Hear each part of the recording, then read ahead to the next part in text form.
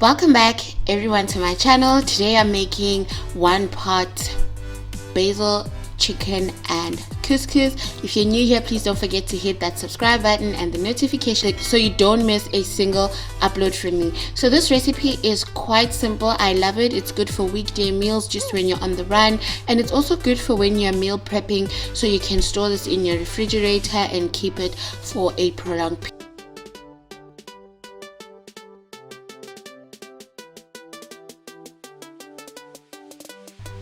If you're interested in knowing how I made this one pot basil chicken and couscous, please stay tuned. So I'm starting off with a heated skillet. I've just got some oil and I'm adding half of one onion that I've chopped, and I've also chopped half of some green peppers, and then we're just going to saute that until our onions are nice and translucent. I forgot to add that added some garlic to that as well, so we're just going to saute that with some garlic.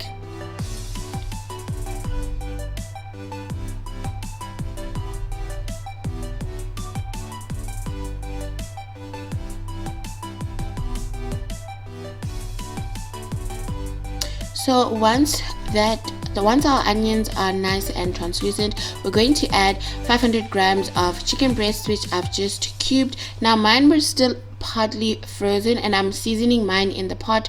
You can always season your chicken outside the pot. The longer it rests in your spices, the better, but because I was also going to keep mine overnight, the flavor also still went into the meat. So I just started off by seasoning it with some chicken spice, and I'm using my favorite spice, the olive and rosemary spice from In Apartment, and then I'm also going in with oregano. I'm not going to give any, as you can put as little or as much as you prefer to put inside the mixture. So I'm just going to allow our chicken breast to cook with the lid on, just so that our chicken can cook faster for around 5 minutes. I forgot to add the rosemary. I'm adding some dried rosemary in there, and I'm just going to take the opportunity to just mix my chicken around, and then I'm gonna allow that to cook again until allow that to continue cooking until my chicken is fully cooked.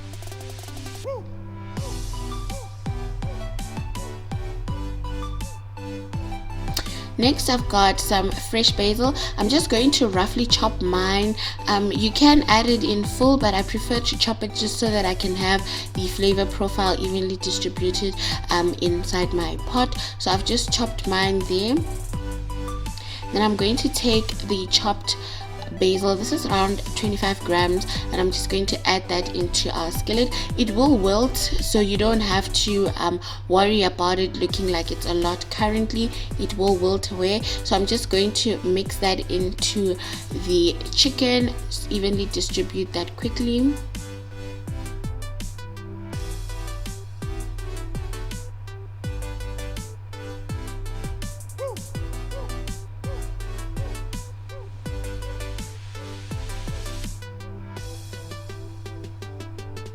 So next I'm going to add balsamic vinegar. If you're interested in knowing where I got this balsamic vinegar, I'll have it linked in the description box below.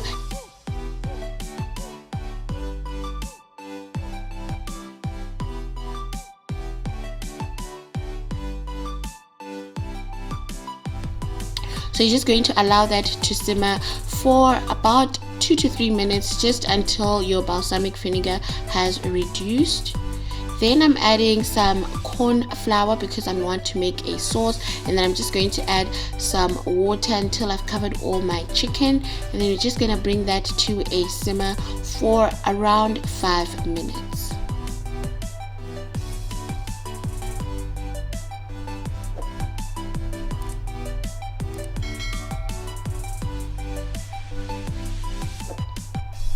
So before we simmer that, I'm just going to pour some Raja flavorful and mild spice into it, just to give it a bit of a curry kick. This is optional. If you don't have Raja flavorful and mild, you can add whatever curry powder you have in hand, but if you also don't have curry powder, you can definitely omit it. So we're gonna let that simmer without a lid for about 5 to 10 minutes. So So after 10 minutes, we're going to add our couscous. I'm using whole wheat couscous, and I'm just going to distribute it inside my pot. You can never go wrong with adding too much couscous. It will just become drier, and you can always add more water. However, if you add too little couscous, then it's going to be very runny. So you just need to make sure that you add enough couscous. Like I have done here, I've added it and I've distributed it into the pan, and then at this point I've switched off my stove, and then I'm just going to allow that to cook with the heat that's left on the pan for about 5 minutes. And as you can see, after 5 minutes it's done, and I'm just going to fluff it like I'm doing here, just to separate the couscous and also to check the consistency. If I had found that it was a bit runny, I was definitely going to add some more couscous and just mix it up. So to that, I'm adding a bit of a fresh twist. I'm going to chop up some fresh dill and parsley, which is what I'm adding now, and then I'm just going to give that a quick mix.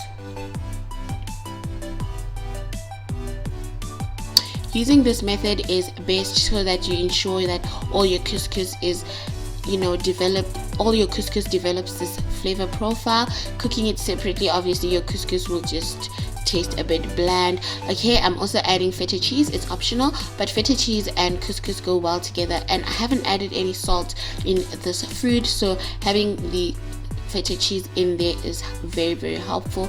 So that's it, guys. This is what the finished product looks like. Thank you guys so much for watching this video up to this point. Don't forget to hit that subscribe button, comment, like and subscribe, and I'll definitely see you guys next time. Bye.